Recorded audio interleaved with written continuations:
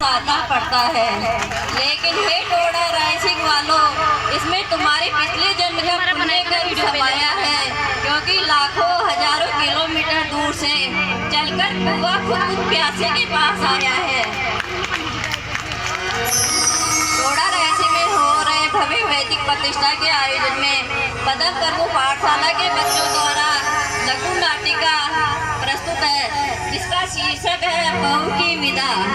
इसमें सेठ जीवनलाल के द्वारा बहू के पर्याप्त दहेज नहीं आने पर उस बहू को किन किन कठिनाइयों का सामना करना पड़ रहा है, देखते हैं इस लघु नाटिका के द्वारा।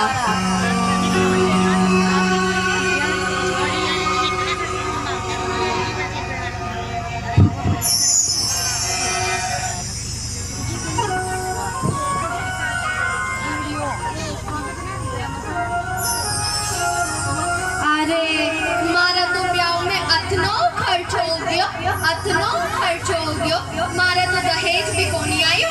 मैं तो अपना बेटा का ब्याह में 10 लाख रुपया खर्च कर गया। मारे तो बहू का भी दहेज को नहीं आयो, ना ही बारात की खातिरदारी ठीक से करी। मारी तो समाज में नाक ही कटवा दी। सेठ जी ते भी कोई ब्याह को हिसाब किताब ले बैठ गया। आपने तो ब्याह बढ़िया हो गयो ने, दहेज ना आयो तो खाइयो। आपने तो बहुत बढ़िया आ गई ने, और कोई चावल चलो आपा तो मन में चला। ठीक है, चलो तो चलो। ठीक है, मैं चावल की बोतल ले रहा हूँ। सुनो, आज तो बहू के भाई भी आओ लोग, तो अपन बहू की विदा भी करनी चाहिए। कसी विदाई? आपने तो बहू का दहेज ही पूरा को नहीं आयो। जब तक बहू का दहेज पूरा को नहीं आवा, तब तक मैं बहू की विदाई को नहीं करूँ।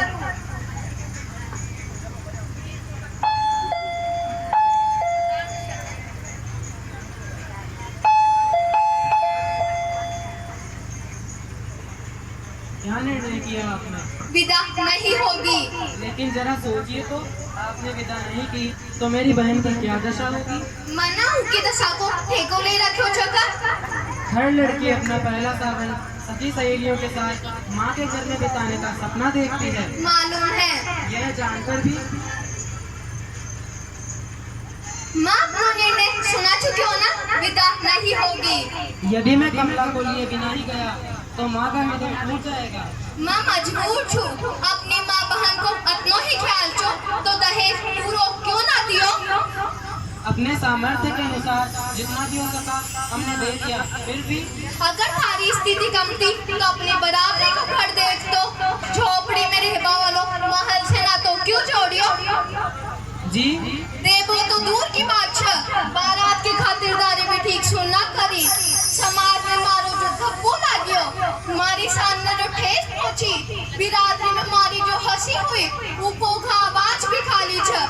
कह देना अपने माँ से, अगर बेटी की विदाई करानी है तो पहले मारो भाव को मरक भेजे, समझे? जी, आप इस समय तो विदा कर दे, हम गोने में आपकी हर मांग को पूरा करने की चेष्टा करेंगे। मन्ना दुनिया देखी छ प्रमोद, मारा बाल धूप में अस्यानी सफेद को नहीं हुआ, और तू काल को छोकरो मना पागल बना रहे हो छ। ये आप क्या कह रहे हैं? ठीक कह रहे हो छु, मारो फैसलो अंतिम फैसलो छ। बहू की विदाई जब भी करूंगा जब तुम्हारा हाथ में 10,000 रुपया नगद रख देगा। यह तो सरासर अन्याय है। आपको शिकायत हमसे है। उस भोली भोली लड़की ने आपका क्या बिगाड़ा है जो विदा न करके आप उससे बदला ले रहे हैं?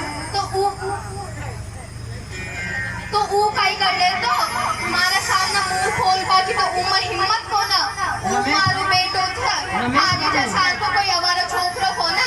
आप रमेश बाबू से बोल रहे हैं? हाँ। तो बाबूजी, आप मेरी बात सुन लीजिए। आप बेटी वाला समझ के मेरा अपमान कर रहे हैं, किंतु यह न भूलिए कि आप भी बेटी वाले हैं। हाँ, हूँ मैं बेटी वाला, पर थारी तरह कोनो पिछले महीने मना भी कोरी को ब्याह करियो छ। अस्सी खातिरदारी करी कि बाराती दंग रह गया। अतनो दहेज दियो कि देखो वाला भी दांतों तले उंगली दबा लिया। हाँ, हूँ मैं बेटी वाला, तुम मेरी बराबरी करोगे? बेटी वाला होकर भी मारी मुँह चूची छ, समझे?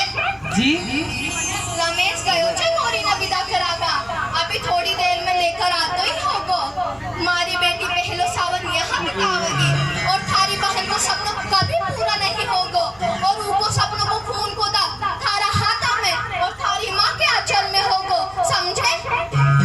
हमारी बहन है, क्या वह आपकी कोई नहीं? बेटी और बहू ना एक तराजू में तोल को छावच है। बेटी बेटी है और बहू बहू। ठीक है, जब आप अपनी जिद पर ही अड़े हैं तो विनती करना व्यर्थ है, लेकिन क्या जाने से पहले मैं एक बार अपनी बहन से मिल सकता हूँ? जरूर। और हाँ, उन्हें यह भी पता तो जाजो कि अगली बार मारे लिए मरम लेकर उन्हें विदा करा को कब आवोगो। अरे सुनती हो गौरी की माँ, जरा बहू न भेज दियो, मिल ले वे भाई अपने भाई से आकर। जब तक मैं देखूं छू कि माली का बच्चा ने झूला डाल लिया या ना डाल लिया, अब मैं भी बगीचे में गौरी के लिए झूला डाल को जा रही छू। जीवनलाल का प्रस्थान प्रमोद थका सा सोफे में बैठ जाता है। अंदर से कमला आती है। आओ कमला, बैठ जाओ। अच्छी तरह तो हो, बादल में बना कमला, रो मत। मैं कहता हूँ रो मत। इन मोतियों का मूल्य समझने वाला यहाँ कोई नहीं, पानी से पत्थर नहीं पिघल सकता। भैया क्या? घबराओ मत कमला, मैं जल्दी ही फिर आऊँगा और उस बार विदा अवश्य होगी, क्योंकि मैं चोट का मरहम लेकर ही आऊँगा। मरहम? हाँ कमला, हमारे व्यवहार से बाबूजी के कलेजे में घाव लगा है, उन्हें मरहम चाहिए और उस मरहम की कीमत 10,000 रुपये है। तुम चिंता न करो कमला, मरहम का प्रबंध हो जाएगा।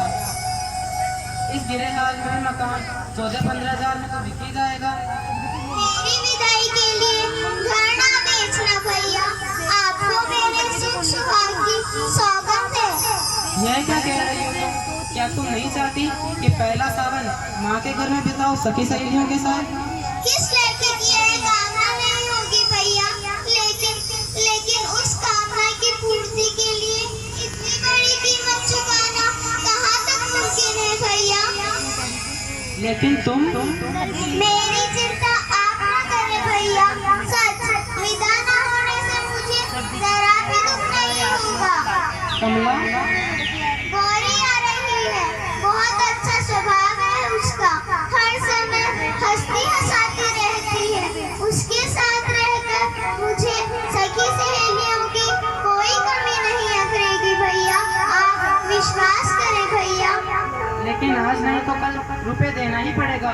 कागज के टुकड़ों पर होना स्नेह और प्यार करने वालों के बीच तुम इस तरह कब तक रह सकोगी? आप चिंता न करें, माँ जी ममता की मूर्ति है, बाबूजी थोड़े जिद्दी स्वभाव के हैं, धीरे धीरे वे भी सब भूल जाएंगे भैया। मुझे तो ऐसा नहीं लगता, सब एक वक्त के बने हैं। हो सकता है तुम्हारी माँ जी की ममता सिर्फ दिखावे की हो। अंदर से तभी राजेश्वरी का प्रवेश होता है। कौन सा दिखावा बेटा? बैठे रहो तुम लोग, काई बात हो रही भाई में? बस कुशल क्षेम पूछ रहा था। हाँ, विदा बे काई बोले वे? समझ ही मैं, आपने जिद का आवे किसी की कौन सुने। जब तुम्हारी चिट्ठी आई थी तभी मना कर दिया था। मैं तो समझाती था अभी काई बोले वे? मासो काई की शर्म, हमारी नहीं जैसा रमेश वैसे ही तुम हो। बोलो कितने रुपए चाहे थे? जी रुपए की तो कोई बात ही नहीं हुई। मासू झूठ बोले थे प्रमोद, मैं अच्छी तरह जानती हूँ सेठ जी ने इंसान से ज्यादा पिसा से प्यार से। जी आप? हाँ, बोलो कितना रुपया लेके विदा करवा के लिए तैयार थे सेठ जी? चुप क्यों थे बताओ? 10,000। बस मैं अभी ले आऊँ। सेठ जी का मुंह पर मार करके दीजो कि यह लो कागज का रंग बिरंगा टुकड़ा, जिन्हें ते इंसान से ज्यादा प्यार करो छो। ठहरिए माँ जी, मुझे पैसे नहीं चाहिए, मैं विदा कराए बिना ही जा रहा हूँ। जी क्या कह रहे हो बेटा? मेरे रहते विदा ना हो, ऐसा कभी नहीं हो सकता। विदा जरूर होगी। मैं माँ हूँ, माँ के दिल को समझती हूँ। जिस तरह मैं गौरी की राह देख रही हूँ, उसी तरह तुम्हारी माँ भी कमला की राह देख रही होगी। विदा जरूर होगी, तुम अकेले नहीं जाओगे। जा बेटी, तिजोरी से रुपए निकाल ला। जाती क्यों नहीं कमला? जा बेटी। तभी जीवनलाल का प्रवेश होता है।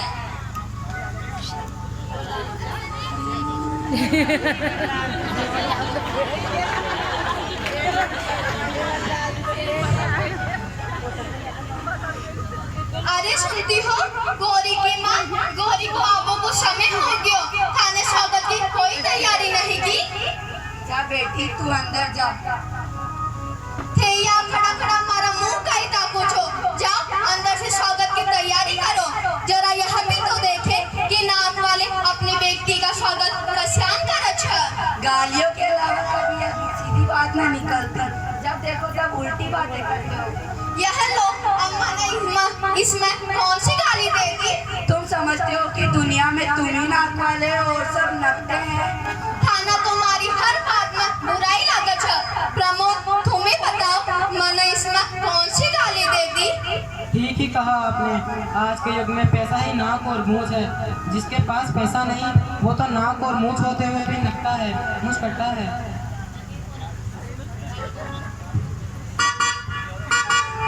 आगे से हमारी बेटी गौरी थे या खड़ा खड़ा मारा मुंह कायदा पूछो, जाओ अंदर से मिठाई की थाल लाओ।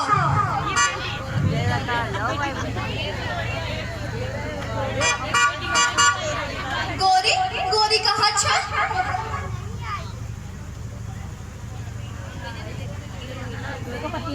वह नहीं आई। क्यों?